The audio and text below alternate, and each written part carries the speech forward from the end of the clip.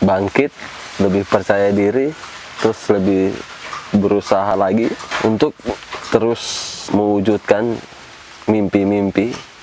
Tujuan saya usaha saya pasti bisa. Karena moto kita ini mau singgani membangun ngata.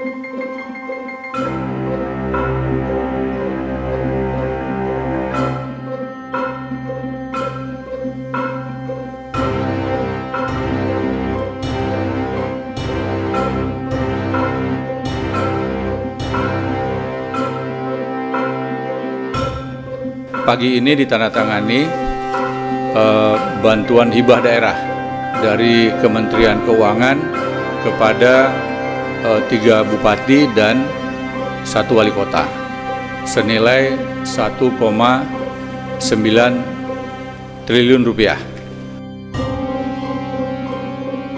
Dana ini diharapkan dalam waktu 7 hari kerja sudah masuk ke rekening kas daerah.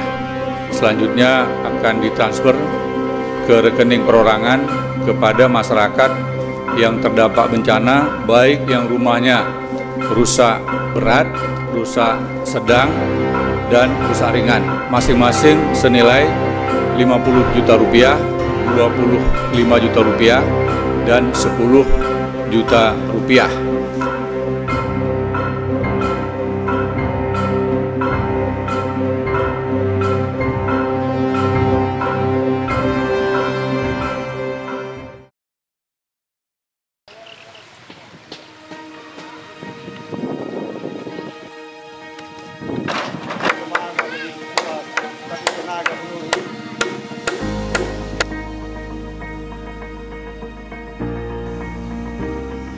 Saya adalah salah satu penyintas yang berasal dari Mamboro Perikanan, di mana yang terjadi gempa dan tsunami pada tanggal 28 September 2018.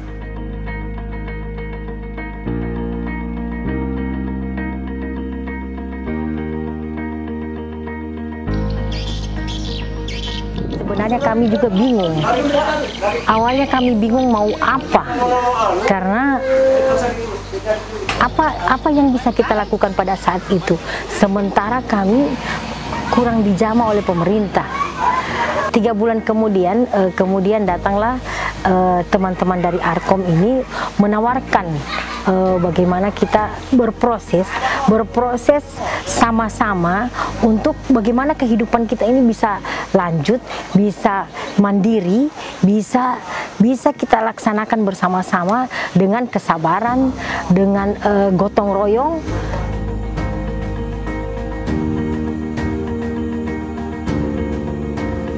Alhamdulillah di tempat kami di perikanan itu pertama-tama kami dibangunkan itu baruga oleh pendamping. Kami dibangunkan baruga. Disitulah tempat kami berkumpul. Selalu kami mengadakan pertemuan agar apa-apa yang memang menjadi kendala kami dalam pembangunan, dalam proses pembangunan itu selalu kami selesaikan di baruga itu. Ada tokoh-tokoh masyarakat juga yang didengarkan oleh warga, makanya semua warga itu alhamdulillah bisa mengerti, bisa sabar. Saya sendiri sebenarnya pertama itu tidak yakin kalau ini akan seperti ini, tetapi alhamdulillah dengan memberi pengertian kepada warga betapa pentingnya ini, karena ini untuk kita, dari kita dan untuk kita, makanya semua ini bisa terwujud seperti sekarang ini.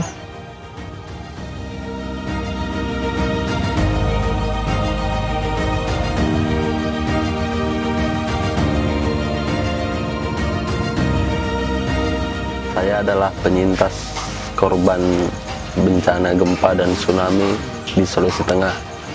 Semuanya hilang, masuk harta, benda, keluarga, rumah, pokoknya semuanya hilang.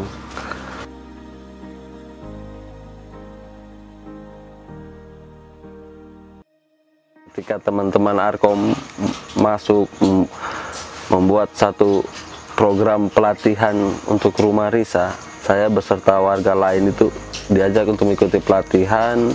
Dari desa-desa dampingan itu sekitar ada 20 warga yang terlibat dalam pelatihan itu.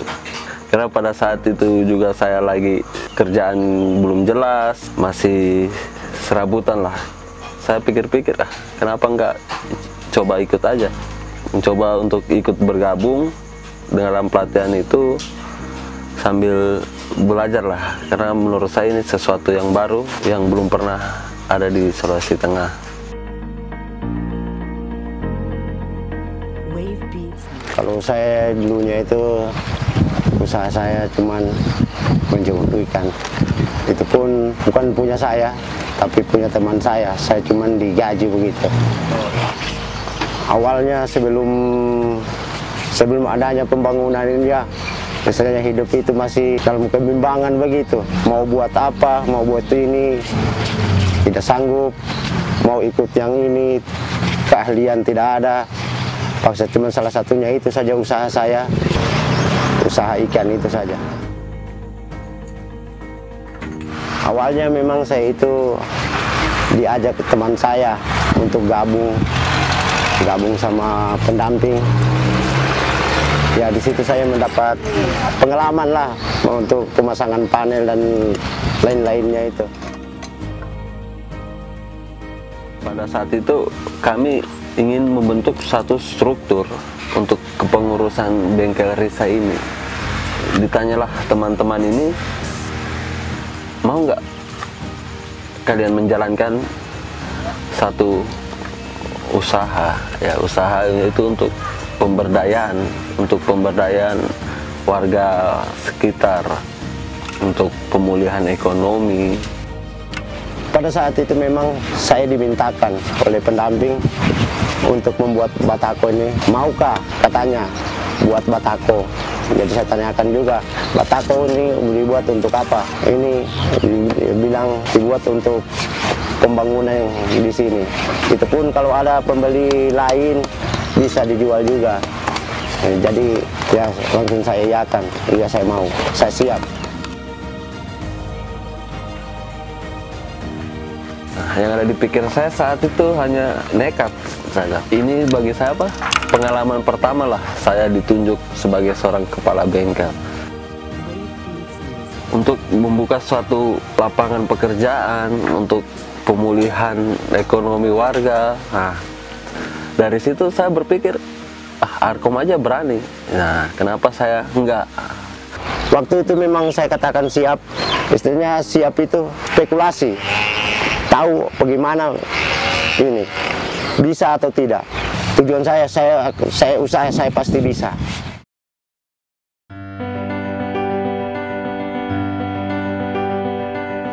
Ya, yang paling utama dari tujuan Arkom hadir di Sulawesi Tengah ini adalah menemani warga. Proses menemani ini kami maknai sebagai membangun kepercayaan diri, membangun solidaritas, dan di situ kalau dikatakan ini adalah membangun rumah, Arkom tidak mengatakan tujuan kami membangun rumah. Rumah ini hanya sebagai alat saja. Nah, alat ini kemudian bagaimana warga bisa berproses, bisa terlibat penuh dari proses awal hingga proses jangka panjang. Sehingga kalau dikatakan ini adalah pendekatan yang partisipatoris kayak gitu, itu memang pilihan. Kami memilih itu karena membangun rumah ini tidak bisa hanya rumah sebagai fisik, tetapi di situ juga sebagai proses sosial, sehingga dan di situ juga ada proses ada muatan ekonomi, sehingga kami memaknai bahwa rumah ini itu menjadi bagian dari alat pemberdayaan ekonomi. Nah, itu yang kami dorong, kami lakukan, sehingga pada 2 tahun ini sebenarnya kami hanya ingin melihat warga bisa mengatakan kami mulai bangkit. lobi, ini di ujung. Sengaja kami tidak kasih jalan begini karena kalau sudah di sini ini kan sudah lokasinya musola. Kemudian ini tanahnya Fafan. Jadi kita tidak bikin lagi jalan begini karena kalau sudah sampai di sini terserah mau jalan di mana. Yang penting tembus di sini. Tidak mungkin mau belok ke sana kalau ke rumah.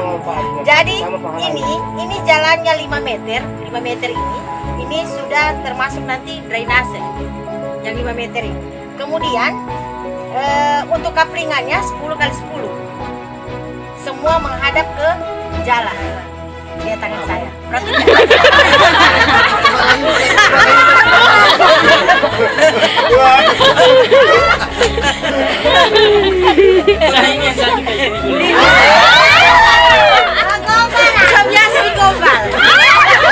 Dalam penataan rumah ini, dena rumah itu kami sendiri warga yang membentuk bagaimana gambar rumah itu, apakah rumah ini berhadapan-hadapan, drainasenya jalannya berapa meter, itu kami sendiri yang merancang, yaitu warga sendiri dengan didampingi oleh teman-teman dari Arkom.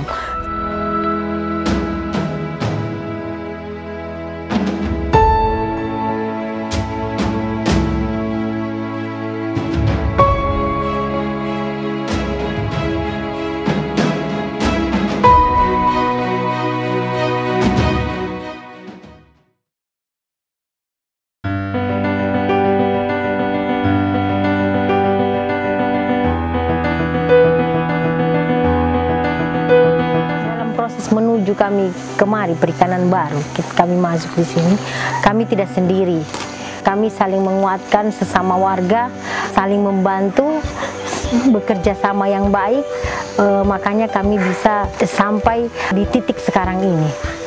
Kami dalam proses pembangunan ini semua bergerak, baik bapak-bapak, baik ibu-ibu, bahkan anak-anak pun sekalian bisa sangat saling membantu. Dalam proses pembangunan ini warga juga membentuk tim pencari lahan, tim pencari material, ada berapa tim yang kami bentuk. Jadi di sini ini kami membentuk kelompok pembangunan itu yang terdiri dari ketua, bendahara, sekretaris, itu semua dari warga.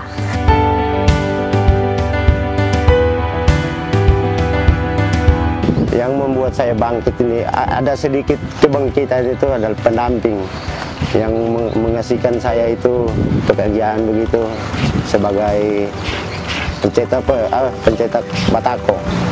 Alhamdulillah ada sedikit peningkatan dibandingkan sebelumnya. Usaha kecil-kecilan inilah yang membuat saya bangkit lah, walaupun tidak begitu ini adalah sedikit. Saya mengajak untuk teman-teman saya bangkit, jangan tinggal diam, kita usaha. Sebab kalau kita juga tinggal menunggu juga sampai kapan? Kalau cuma menunggu, kalau kita tidak usaha, kalau 1-2 tahun disentuh, mungkin 1-2 tahun kita bisa bangkit. Kalau untuk saya, usaha dulu. Dimana mungkin ekonomi saya pada waktu itu pas-pasan lah. Dengan adanya bengkel ini, setidaknya bisa mencukupi lah, ada kelebihan. Maksudnya dari pendapatan saya itu sangat mungkin drastis lah peningkatannya itu. Karena moto kita ini mau singgani membangun ngata. Jadi apa yang harus kita malas-malasan lagi? Karena semua dengan kita dilihat kita sudah mandiri, apalagi sudah sampai titik sekarang ini, pemerintah sudah lihat, pemerintah sudah memperhatikan kita. Semua sudah masuk membantu kita, dari BPBD, dari PUPR, dari Kotaku, dari banyak yang ingin membantu kita sekarang ini. Sama saya, kita membantu pemerintah. Iya, keringanan berpikir pemerintah kita sudah membantu. Maju terus, pantang mundur. Bangkit lagi. Kuat, sejahtera. Ayo bangkit. Ayo bangkit, semangat membawa perikanan. Kuat.